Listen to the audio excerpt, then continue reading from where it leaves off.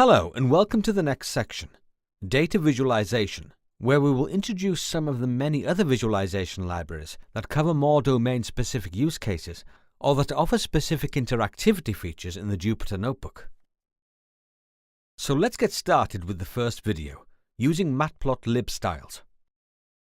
Recent versions of Matplotlib have significantly improved the default style of its figures. Today, Matplotlib comes with a set of high-quality predefined styles along with a styling system that lets one customize all aspects of these styles. First, let's import the libraries. Let's see a list of all available styles. For that, write in the next line sorted mpl.style.available.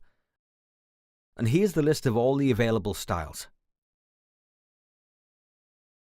Next, we create a plot. Here, we define a function, doPlot, and specify the variables and use a for loop.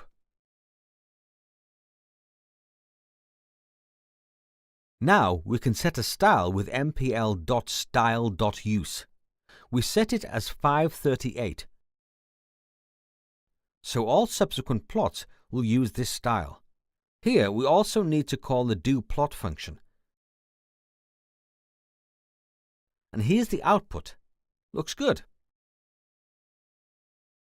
We can temporarily change the style for a given plot using the context manager syntax.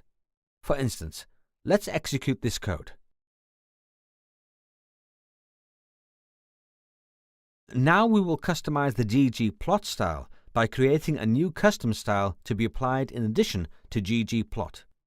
First, we specify the path to the custom style file, which should be in mpl_config_dir, where mpl_config_dir is the matplotlib config directory. Let's get this config directory. cfg dir equals mpl.get_config_dir and call the variable. So here's the path.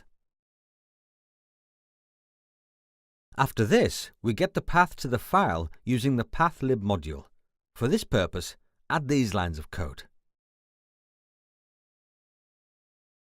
In this file, we specify a few parameters with path.write_text. Now we need to reload the library after we add or change a style. To do this, simply type mpl.style.reload_library. Finally, to display the result of the new style, we first apply the ggplot style, then we customize it by applying the options of our new style. Let's continue writing with mpl.style.context ggplot, mycustomstyle, and call the doPlot function. And here's our final output. Superb!